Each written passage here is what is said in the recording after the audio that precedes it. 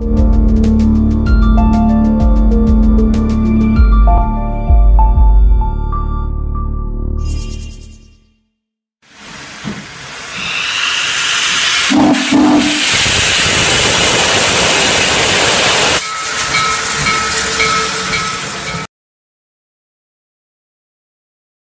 like to introduce Dr. Jim Benford, a microwave scientist. He's going to talk about the implications of power beaming for SETI. So give him a warm welcome. You won't be applauding when you see how fast this talk is going to go. I have a lot of kind of, in a way, this is kind of a world-changing point of view. Is this mic working? Yeah, it is. I have to introduce a number of kind of technologies in order to explain it. So I thought first I would just give you the whole story like newspapers do.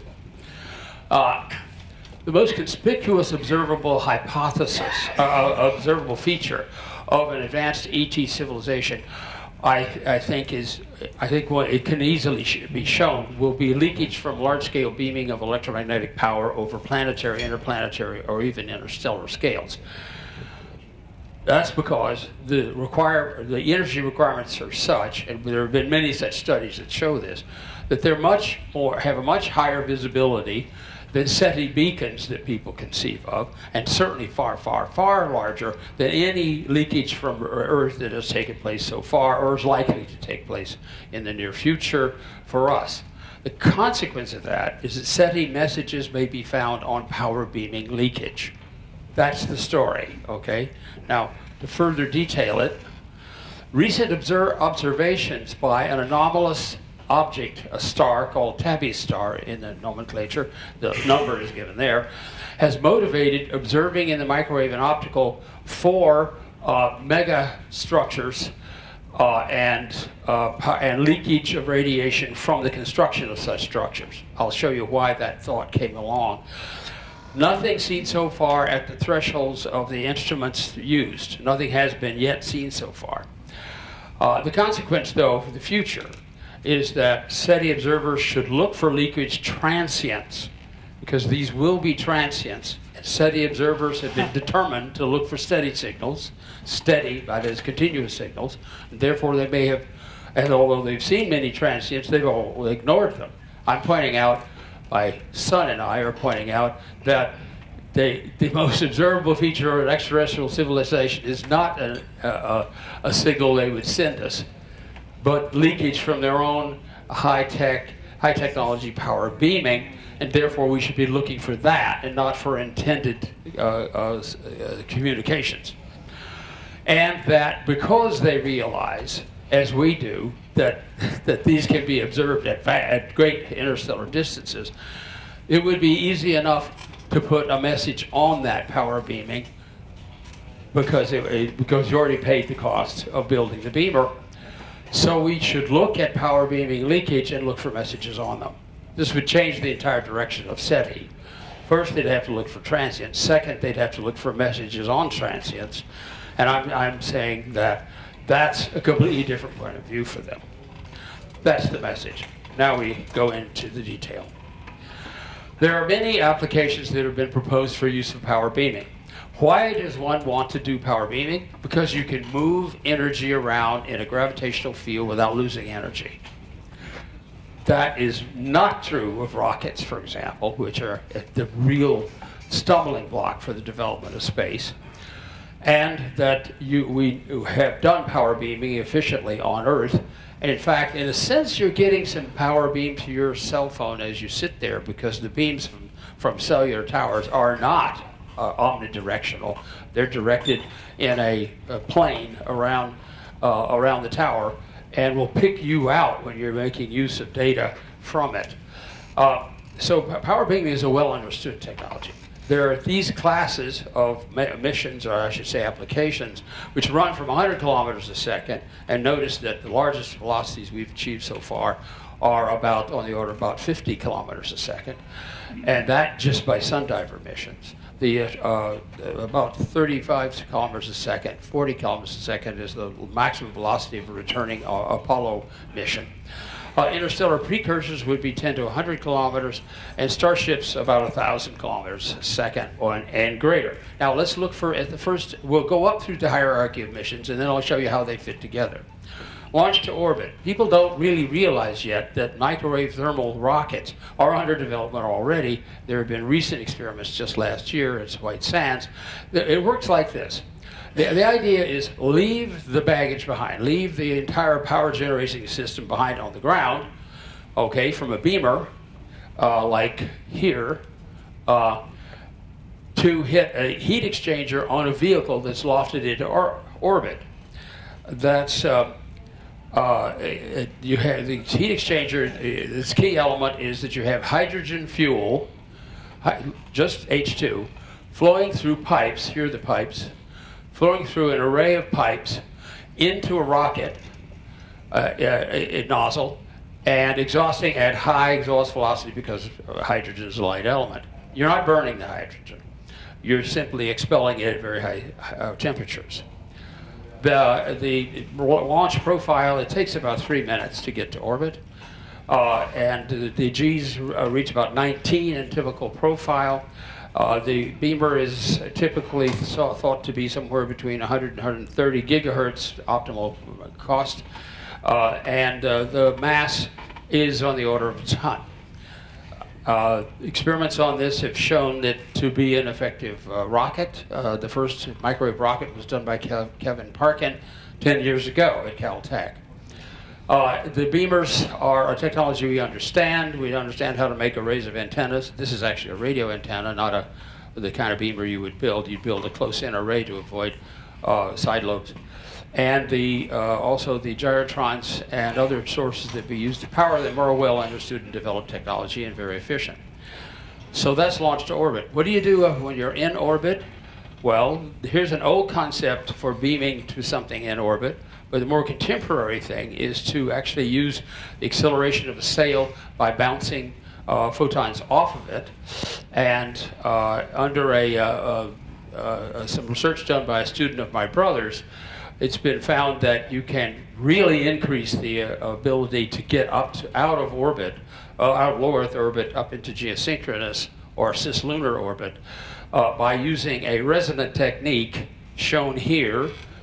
That is, here's the altitude of the spacecraft, and it's boosted up in a matter of a few days by a resonance technique in which the perigee of the orbit coincides, if the parameters are chosen correctly, the perigee of the orbit coincides with the location of the beamer, so they're close. So you're accelerating it at the bottom of its orbit, which is what you want to do to increase the efficiency.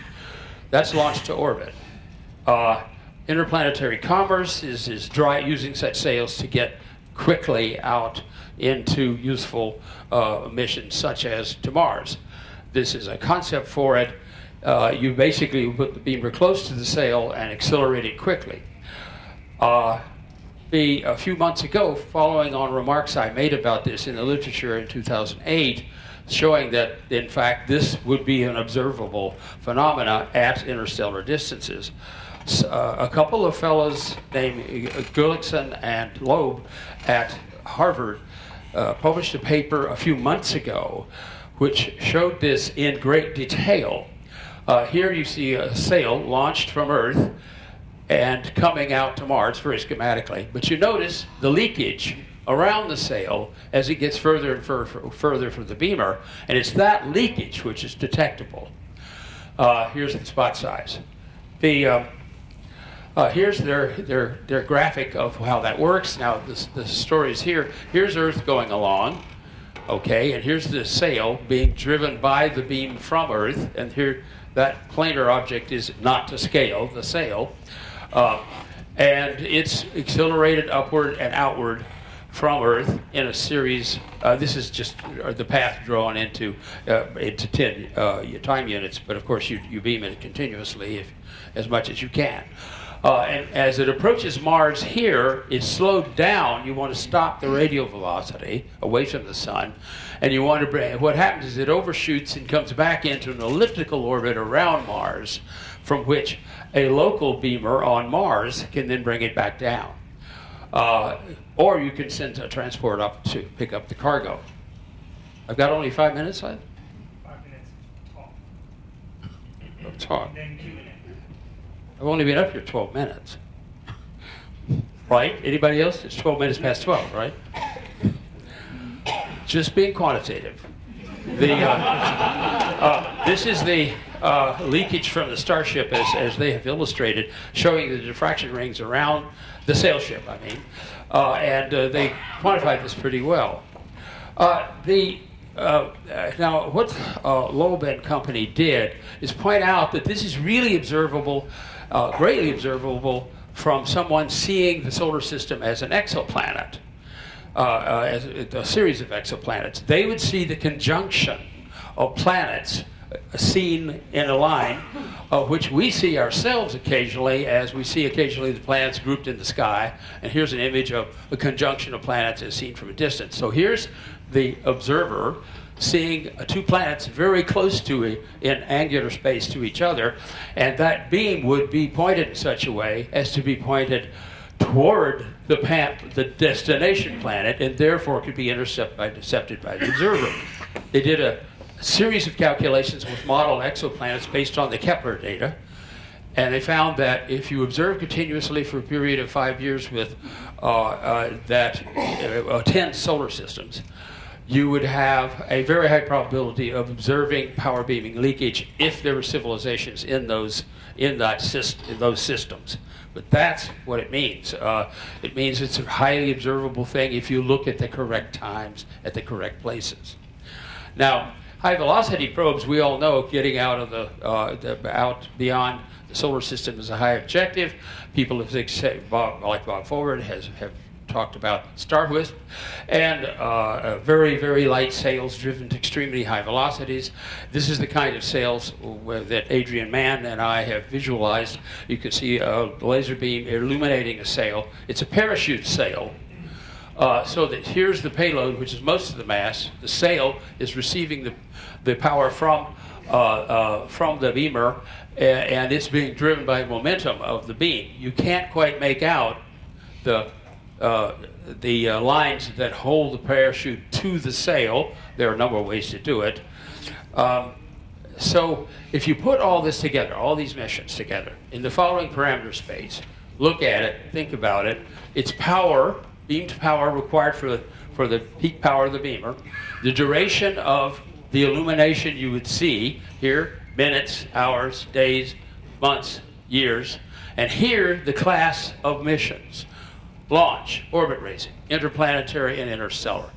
Large variations in time and duration because of the energies required changing so much. There are 4 orders of magnitude of energy in this scale. The energy is shown on the diagonal, a gigajoule, a terajoule, etc. Very high energies for interstellar, no way around that. But therefore, these missions, and these are all taken from the literature of 22 published works, which have enough quantities that we can put them on, we can figure them all out. It shows that basically these are constant energy missions, and therefore they're color-coded, and they fall upon lines like this. So given that we understand that well enough in a separate literature that documents power beaming, we can look at what's observable. Here are the key things. The frequencies, and they all tend to be higher than the microwave, in the millimeter or in the visible. Powers going up from like 300 megawatts to 100 terawatts, extremely high power. Durations from minutes to years for starships at a half speed of light. Repeat times, which vary enormously depending upon what you're doing. For example, if you're launching to Mars, you would launch, or same thing if you're launching from Earth to orbit. As soon as you've lifted off one, you put another in place and you launch, because you don't want to pay for too much range time. Now it's 5 minutes. Good, you're learning. The beam width is just given by diffraction, and it varies here from 20 nanoradians up to a very small 20 teraradians. And so the beam width gets increasingly small as you go to higher and higher energy missions. The other two things you've got to think about in terms of observing is the beam width and the slewing. The beam width I just explained is diffraction of the beam. The slew rate is the rate at which you would say track the mission as it takes off. And the largest tracking rates are in the launch to orbit, and then interplanetary. And then at higher and higher power missions, you get higher and higher slew rates. The other factor that's important, and the really key thing, is the EIRP, the effective isotropic radiated power. It's a simple thing. It's the product of the power you radiate times the gain of the antenna or optic that you're using, which is basically this beam width in the denominator and the power here. The power density in the far field is just given by this PG, the EIRP, symbol is W, divided by 1/4 pi r squared. So that EIRP is an observable to the ET, or inversely to us, and so therefore that's the key parameter to look at. And here's the table of what you get. You get a slew rate, which go down to very, very fast slew rates, very slow slew rates, higher at launch to orbit and lower here all the way to 0 for starships. The EIRP starts at 10 to the 19th. Okay, Arecibo's 10 to the 12th. Okay, 7 orders of magnitude lower, right? SETI beacon that reaches 1,000 light years, 10 to the 17th to 18th. So nothing we've done or will ever have thought of really building would be comparable to the EIRP of these missions, starting at the bottom here, except for orbit raising, which is not so easy to see because the power required isn't so high. But the EIRPs go up quickly because the beams get tighter and tighter as you become more directed. The slew rate, which is given by delta theta by d phi dt, varies from fractions of a second down to very small fractions of a second. So it's a transient. The starships, you don't get to see them at all because to launch a starship to us, they would always lead the target and launch to where we're going to be. And the beam width is much smaller than the distance over which the angular distance of this movement of our star as during the transit time of the ship. So we won't see starship leakage unless it's leakage from a starship sent somewhere else. So what about this anomalous star? Here's the observable. They saw these dips that have nothing to do with the regular dips of planets. And it was conjectured by many, including myself, that this is something like the construction of a Dyson sphere or some other artificial structure. They observed it with the telescope, the Allen Array telescope, in the 1 to 10 gigahertz microwave range, and they found that they found nothing. Over a 2-week observing time, they found no radiation at these thresholds. Okay, so they could rule out power beaming leakage in our direction at that time, at that frequency. Fine. Well, but how significant is that? Not very. Basically, they don't see very much, and the caveats are power beaming is not isotropic. They might not be beaming in our direction. We don't know whether there are planets there or not, so we don't know when to look. Observations were conducted for only 2 weeks. And the optimal frequencies are not in the microwave like 1 to 10 gigahertz. They're really up at higher frequencies, and the Allen Array doesn't see that. Nevertheless, it's an observation that shows there's nothing there in that frequency range, and that's all it means. So what does it mean going forward? That power beaming levels are high and transient and would dwarf routine leakage from any kind of function we know about in civilization. More extensive observations should be done at higher frequencies. The Earth's atmospheric windows, I will show you here. Here's where they looked, okay? Here are all these other bands up here you can transmit in, and especially our own favorite, the visible window. That's where you're likely to find power beaming leakage, and that's where we ought to start observing. So, what does that mean? The real implication is they would certainly put a message on top of that beam if they knew we could see it. Or if they even suspected we could see it. It would cost very little to add it on. So that's where the messages will be. They will not be in beacons they built for the special purpose. They'll be in these kind of industrial grade applications.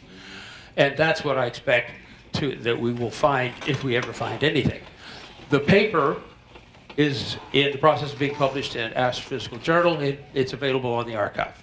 Thank you.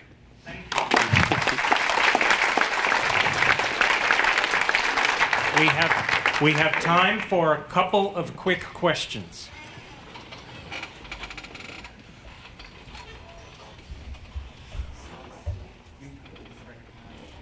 Oh, yes. Okay. This man is in a hurry. Put your hand down. Yes? Yes, sir. Wait for the microphone, please. Yeah. Interesting talk. What you're basically saying is that in the case, for example, when Mars is in conjunction with a distant star, that distant star would be able to see the power leakage from our beaming, a beam propulsion, to that star. But that's a very rare event. Actually, it isn't. Yeah. The Loeb Gullikson paper shows that you would expect to see about 10 conjunctions a year if you were looking at 10 solar systems. Well, the question is where the where the likely stars are. Exoplanet systems found in Kepler and did the statistics. It's in the paper. If the stars are not in the ecliptic, the probability is actually 0 if the target stars. Oh, yeah. Well, you've got to be careful. You don't just look anywhere. But the point is... But you see, Kepler sees things that are in the ecliptic from our point of view. Right. Just as ET would see our planets in our ecliptic from their point of view, or they wouldn't be looking for us. But the point is, if we are doing these beamed power transportation systems, the power beaming systems are not turned on all the time. Most of the time they're sitting around unused and not beaming a ship. So if you had these systems and you were interested in communicating, you have very large and very well focused beams that would be used to deliberately communicate. So we wouldn't be looking for the leakage from their transportation system. We would be looking for the downtime of the transportation. Your statement has the assumption that transportation systems are seldom used. Everybody who's been at an airport knows that's false. No, there are times that when airports don't have a whole lot of traffic. Yeah, There's not a whole lot of traffic going out at 4 a.m. And that's certainly true. There are times when transportation is not used, but usually, most civilizations suffers from congestion in the transportation system. They suffer from congestion at the highest I understand time. your point of view. Let's have another question. Well, we're out of time. We're trying to we're out of our extra allotted time. So you gentlemen can I do a 40-second one? Yeah, go ahead. We get the signal. Would you, Jim, want to see us respond? Would I want to see us respond? I would not right away. I think we really haven't talked about that as a civilization. And there are things to think about whether we really want to be known. As David Brin says, you don't shout in a jungle. And so, I simply favor that we really need to have a societal discussion about something like this before we reveal our existence. Thanks, Jim, very much.